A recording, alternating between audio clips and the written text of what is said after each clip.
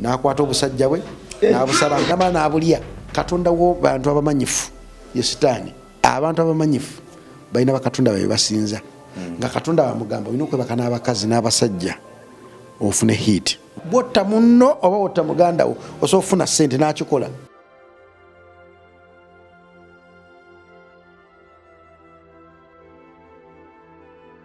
Engatto bw'oginninyisizaako nenkoonako neekanze neŋŋamba engatto y'omusajja ate nziddugaza n'ate mu njogera ennyangu ng'ate ayambadde engatto bw'agikkoonyaako yalina okugamba ensonyi wasikuddugaza. Emmotoka gy'ovuga bw'obeeramu nze nowagintuuzaamu luli katangiremeremu essi era kato nkyayise yange. Abantu nga mmwe ba celebrities muyina ebizibu. Ye ba celebrities abali abayitira ddala mu mbeera gy'omanyi obulungi gye bayitamu oba kali mu mbeera naawe gy'oyitamu. Aisa afuse aiso ngambye aliko mu nnyumba yimbye biragalalagala bwe batanuusa biragalaga tebeebaka. Bwe batakozesa abakazi nga bataano ne bakoowa tebafuna tulo. Bwe batanywa mwenge ne bagangayira tebeebaka. N'abatali bayimbi abali eyo bannaffe bangi bali mu diaspora bw'atanywa kuleti ya bbiya teyeebaka olw'ebizibu ebimuli ku mutwe. Badde nsaba mu ddoboozi lyo erya brandingibwa obulungi Katonda era erikoze ebyewuunyo obeeko n'obugambo bw'obaŋŋambira nabo mbwetoowaza obiyitirivu. Ekisookera ddala teri muntu atalina bizibu. Eyakazaalibwa alina ekizibu. Kawooko Jacob olina ebizibu. Teri muntu atalina bizibu mu nsi. Teri muntu ku nsi kuno n'omwana eyakazaalibwa alina ekizibu ekimukaabya. Tugende mu maaso. Naye ekintu ekyenjawulo yengeri gye tupasivingamu ebizibu nga Katonda abituwadde. Ebizibu byebalizanga nti ebizibu bikuleetera okumanya ani mikwano gyo, ani g'olina okukaabira, ani g'otalina kukaabira. Kizibu nnyo okubeera mu bulamu obulungi n'otegeera ani akwagala. Omala kubeera na kizibu noba nga tolina kyakulya nomanya ani g'olina okusaba ekyokulya. Noba nga tolina mulimu nomanya ani ayinza okukubeerera. Noba nga oli ku kitanda nomanya ani ayinza okukeeramu ky'okujjukira. Mu bulamu bw'ensi muno tokkirizanga ekizibu kikontrolinge kikuwininge. Kasita ekizibu kikukontrolinga otandika okunywa enjaga, otandika okunywa omwenge, otandika okukozesa ice. Ate buli muntu yena gwolaba mumanyifu alina Katonda we gwasinza. Fena tuyinza okuba nti tusinza Allah, God, ne abantu abamanyifu balina bakatonda babe basinza nga Katonda bamugamba olina okwebaka n'abakazi n'abasajja ofune hit. Nga Katonda bamugamba olina okukozesa ebitamiiza ofune omwoyo w'okufuna oluyimba.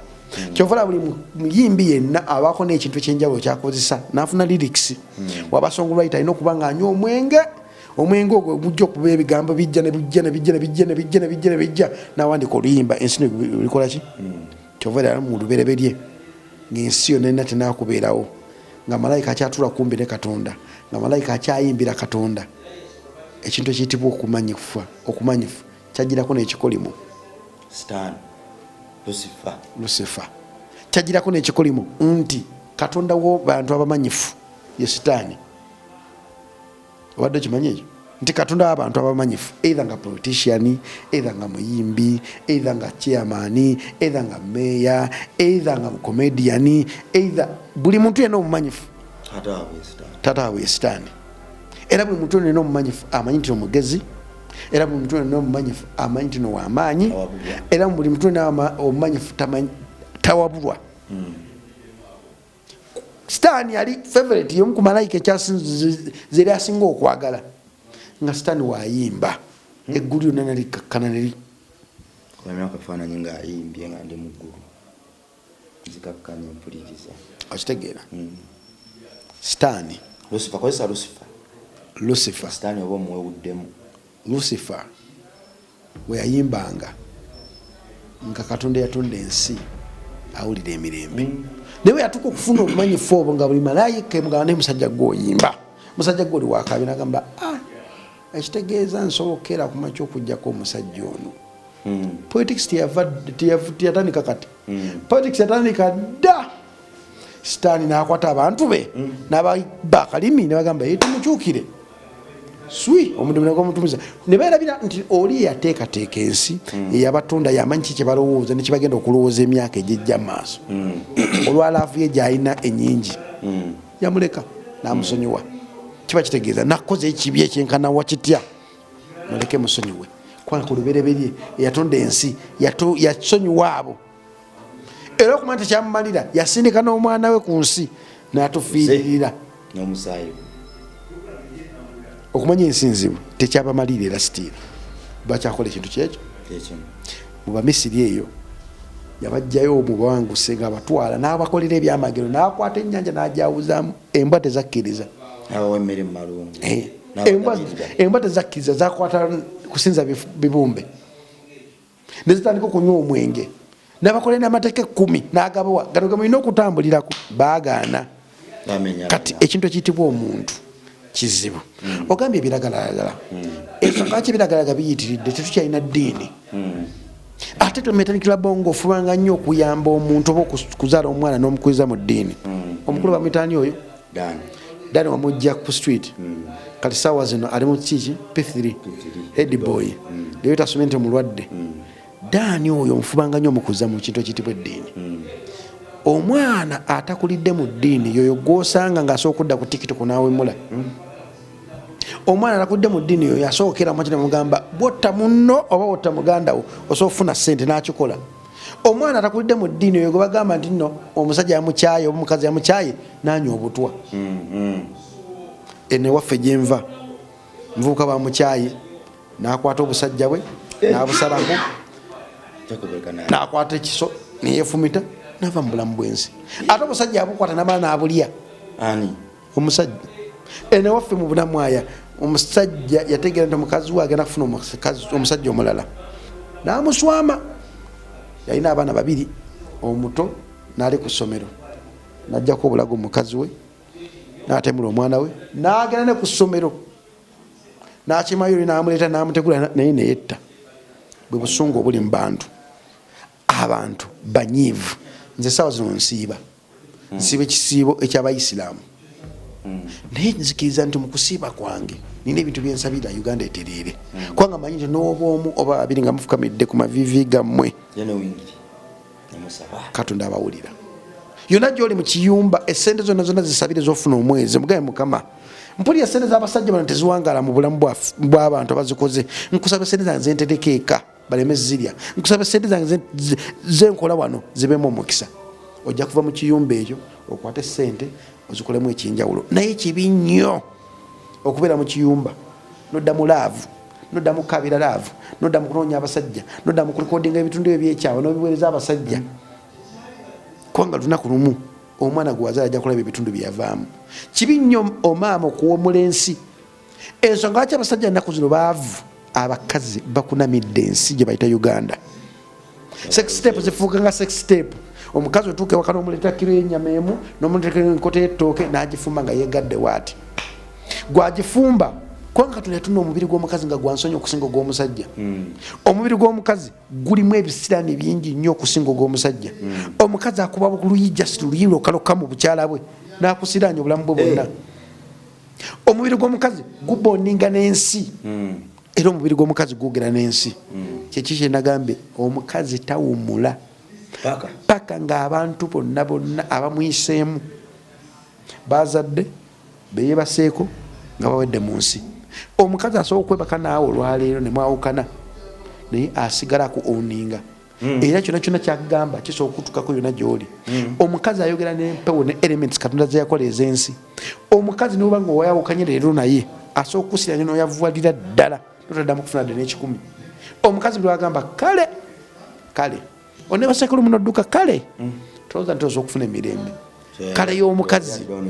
kale y'omukazi ensi egiwuliriza kale y'omukazi ettaka ligiwuliriza kale y'omukazi amazzi gagiwuliriza kale y'omukazi ezitowa okusinga ekintu ekirala kyonna wano wensabira nti ng'ensi ekkubye ebbulo the only element gyoyinza okukeramu kyokkozesa n'ofuna emirembe saala kozesa amaviviigo gamiviigo gafuule passport ekutuusa kumpi ne Katonda manyi bino njogera bya kisiru yonna gy'osinziira mu kapasite na gy'olimu mu bulamu bw'ensi wadde ozitowoledde onyo otya omwenge si yo solution, ice si yo solution, okusaddaka si yo solution.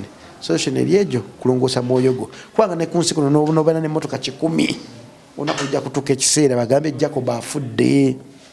Naye Jacob waafudde mu bulamu obuddako bwe butandikira awo, omwoyo gwe guvaamu ne gugenda mu bbanga awo. Teri muntu asobola kukeera kumakya kumanya kikiddako. Katonda yawa abantu babiri omukisa ogwo gw'okumanya okufa kuwulika kutya. Yali Lazaalo ne Yesu, bayidayo basatu. Ne Yesu gwe yazuukiza. Teri Lazaalo yazumuzuukiza, yali mukwano gwa Yesu nnyo, naye kennyini bayide bali babiri. Teri muntu asobola kunyonyola kufa kyeki paka okufa kututte mitandikira bono ga mitandiki yanakolako interview yafudde yafa. Totudde ebbanga mitandiki taliiwo. Mitandiki nga bwe kimu kyonna kyewali okoze ku nsi kitandise okufa. Emmotoka gye wali olina ekwewaza bagitunzezza emikono gya muntu mulala. Ennyumba gye wali olina ekwewaza ozimbye n'ekikomera oyagala abantu balingize, abaana bagitunzezza emikono gya muntu mulala. Buli kimu ky'oyina nga kitandise okukyuka n'engatto n'engoye zonna zitandise okudda mu mikono gy'abantu balala. Tuyige okubeera humble kubanga ku nsi kuno tulyako makoola. Tuyige okumanya nti buli muntu alina akaseera ke. Tuyige okubeera abamativu mu kapasiti yonna Katonda gy'atutondeddemu. Tuyige okumanya nti buli muntu Katonda yamuwa obwongo bwe.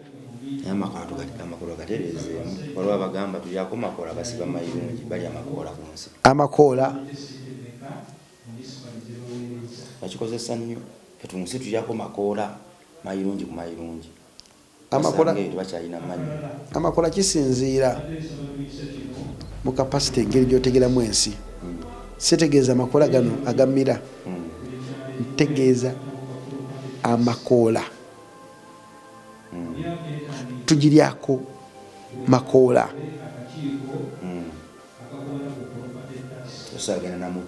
Tosagana na muti kwana omuti nagwo gulina engeri gye gusinzaamu Katonda. Ate kyewuunyisa omuti ogutandika okufa, emiyembe gy'ensigo egenda okuddamu omuti omulala. Naffe abaana betuzadde yensigo yaffe egenda okuddamu abaana abalala abatwaza erinnya lyaffe maaso gye tulaga. So tuyige okusabira ensi yaffe, tuyige okwebereramu, tuyige okumakinga sure nti ensi yaffe tujaganya okusinga ekintu ekirala kyonna. Maama ayinza okuba nga takwagala, nga takwagala, baganda be tebakwagala, Katonda akwagala takuvangamu. Waliwo ensonga ki okyassa omukka, waliwo ensonga ki essaawa zino wetwogera waliwo omuntu afudde naye nga gwe oli mulamu. Waliwo ensonga lwaki essaawa zino oyise mu ttoki ez'enjawulo okutuuka ekyoli. Waliwo ensonga lwaki bakulepinga n'ozaala first bond wo, omwana oyo mwagale. Osanga Katonda yagamba bali kulepinga n'ozaala omwana alikyusa Uganda. Musomese, tomukyawa. Okunywa ebiragalalagala ice n'ebirala si solution.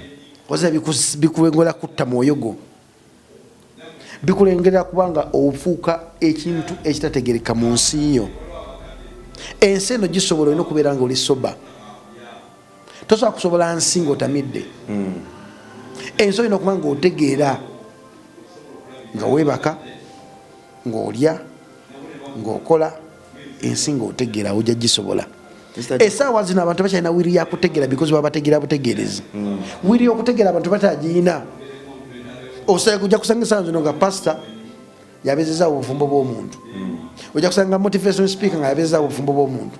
Ojja kusanga ng'ekibiina ky'obufuzi ekibezezaawo obufumbo bw'omuntu. Anyway, nsaba nnyo Katonda atuyambe nga tulwana okukyusa obukulembeze bw'ensi gye bayita Uganda. Tulwane nnyo okukyusa emyoyo gyaffe. Bwe nabadde njja wano waliwo omuvubuka yaze ku foundation yakeddewo saawa, namugambye tusinkane saawa 4 naye yakeddewo saawa 12 era ne baŋŋamba nti anko wedda ali awo mu katebe atudde, yazze atulukuka omusaayi emabega, muvubuka mulenzi. Naŋŋamba nti bamusiyaga, omusajja ali ku street okwo nga bagulira emmere n'abasiyaga, era nga bw'amwogera kirabika nti ekintu ekyo akikoledde ebbanga, nga yenna ate yaddira ogugoye gwasabika emabega bwagujjayo n'agwoza n'aguzaayo. Yanyumiriza olugero luwanvu nnyo ku lumi bw'ayitamu. Kyaneewunyisizza mwana wa ku street nti omusajja ate era abasiyaga ajjira mu mmotoka ya bbeeyi era kyabakwasa abagulira ne bayingira mu baamu ebyokulya, naye olumala okulya ozuukuka akusudde wabweru nga yakozesezza. Olaba abaana bonna bali ku street okwo, omwana ajja nakusaba mpayo 10,000 kubanga omwana oyo kaabe muwala akabe mulenzi oba omutaasizza okukola ebintu by'ekisiru inaamusindika ku street egyo emize gyegiri mu Uganda egyo emize gyegiri tegisobola kuvaawo ne ku mulembe gwa Yesu gy'aliko giribeerako era kwegiri kubanga mulimu abantu abazaalibwa nga tebagala bantu bannaabo, mulimu abantu abazaalibwa nga yazaalibwa n'ettima nga tayagala kulaba ssanyu muntu nga alina essanyu era nkukubiriza nnyo weewalanga nnyo omuntu buli kaseera abeera mu buvuyo.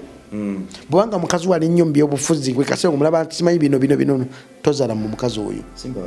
Nkubuulira waliwo abantu abagamba nti obwana bw'okusiita obusibwa ssente zange abantu babugjayo mu kyalo ne babuleetawo n'okusabiriza. Manya musiru kati buli bwembwa buba butwala abantu bawa. Manya musiru nze kama koogera nakulyako mu kisenyi nasabirizaako naleko street kid.